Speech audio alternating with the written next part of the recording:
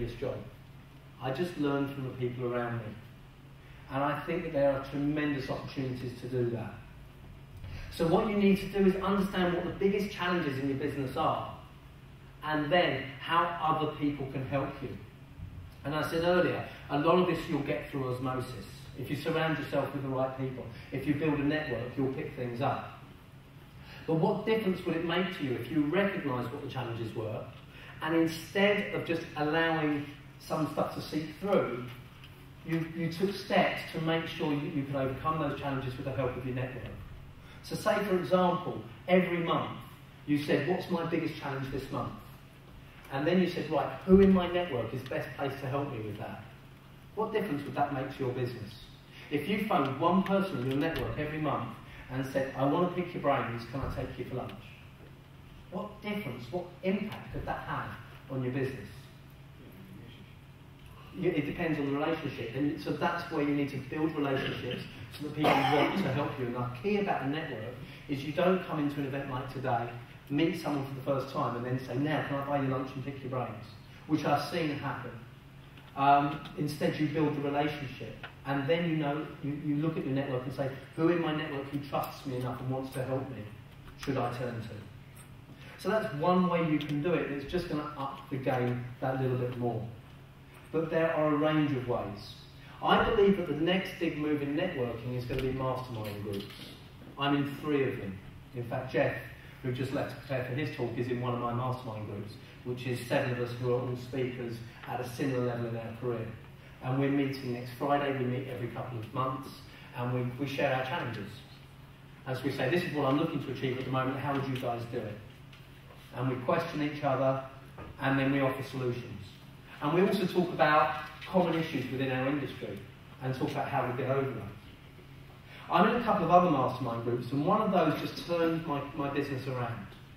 When I left the networking group that I was managing director of, my father and I co-founded a second network. The only problem was that one didn't take off in the same way. I knew there would be challenges, and there were a lot of them. And I went into one of my mastermind groups and I said, I want to take the hot seat, and the hot seat here is very hot. You have about 2 hours where you sit there and you say what your challenge is, and then for about an hour and a half, they quiz you remorselessly. And they really get under the skin of what the problem might actually be. And it may be something you haven't considered, as in this case. And then at the end, they'll all offer their solutions. And my questioning lasted 20 minutes. And I went in and I said, my challenge is we're not marketing this well enough, and even when people join, they don't get what they need to do to make this work. And after 20 minutes of quizzing, someone turned around and said, Andy, is your heart in this? No one had ever said that. The truth was, it wasn't. I'd spent 8 years running a business network, and I'd had enough. I like doing this. I like showing people how to network. I like training. I like sitting down with someone one-to-one and helping them network. But running a membership organisation, I'd lost the thrill of that, I must admit. And here I was doing the same thing again. And there was no one to say, why are you doing that? Until I went to my peers and I gave them permission to be brutally honest with me. And I went home and I went to bed that night, my mind was whirring, and I woke up at 5 in the morning and I mind mapped a new business model, which is pretty close to the one we're running today. And then I phoned my parents, I'm in business with my father, and I've got to say, all this money we've invested, all this time we've invested, we've got to scrap it. And they went along with me. And I called members of that group, and 8 of them got together with my parents there as well, and gave us their whole day of their time. And I said, here's my plan, rip it up and put it back together again for me. And they did. Now, what price could you put on experience like that? One of them was a director of a major telecoms company. Another was one of the brightest guys in web development in the world. Tremendous reputation. And so on and so on. Tremendous experience. They gave up their time for 2 days and helped us totally restructure our business.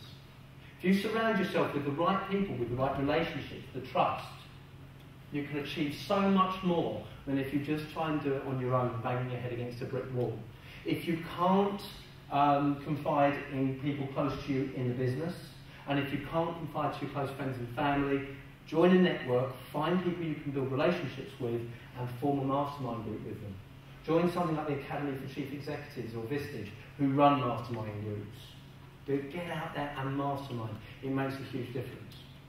And the other area about getting better equipped is coming to events like this and hearing speakers.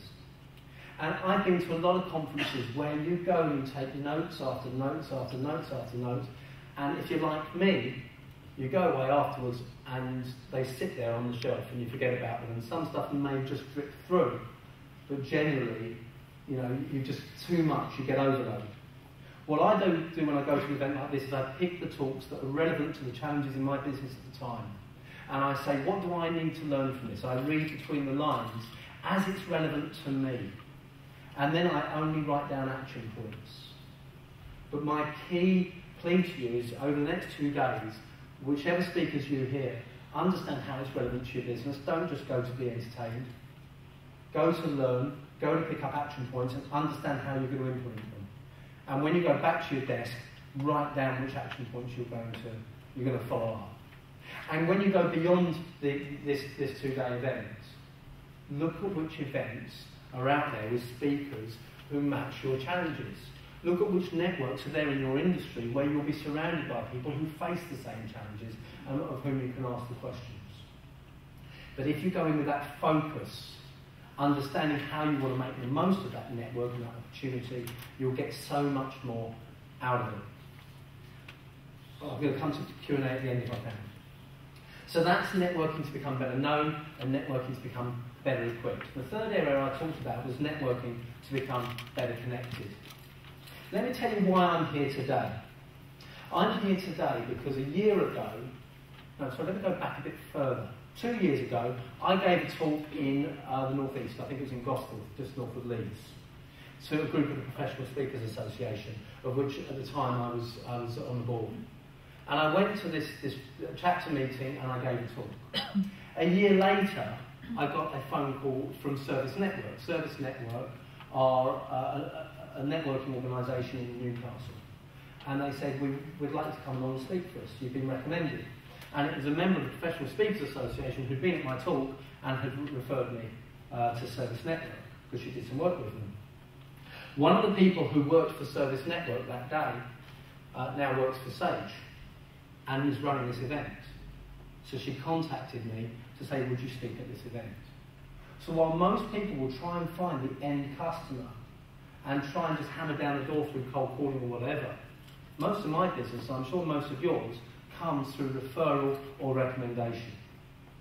I'm going to be talking in a lot more depth about referral tomorrow, but I just want to cover a few key points for you now. The first thing to do is understand that when you network, as I've already said, it's not about selling.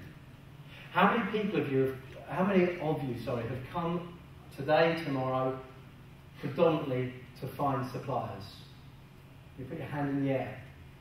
If you look around, not one hand has gone up as people want to buy. Predominantly, one hand. Okay, one hand is a maybe. Out of a room of maybe about 80 people. Now, if you wanted to sell at this event, what are the chances? You're in a room full of people who are not in buying mode, and that goes for most networking events and within your network generally. So, if you think about that, you go to network not to sell to the people you network with, but to sell through the people you network with. If you build the relationships, if you get to know the people in your network, if you get them to understand about your business and you get them to want to help you and want to support you in your business, then you'll have the support that you need. And you'll have the connections that you need. Have you heard of the theory of 6 degrees of separation? This is a theory that states that we're no more than 5 steps from anyone in the world. Last year, it was my second cousin's bar mitzvah. And he lives in Chicago. My cousin moved to Chicago 20 years ago. And we got a gift list through a present list, as you do with occasions like this. And I looked through the list, and on there was a Chicago Cubs baseball jersey. And being a sports fan, I said, well, we'll get that. And being a sports fan,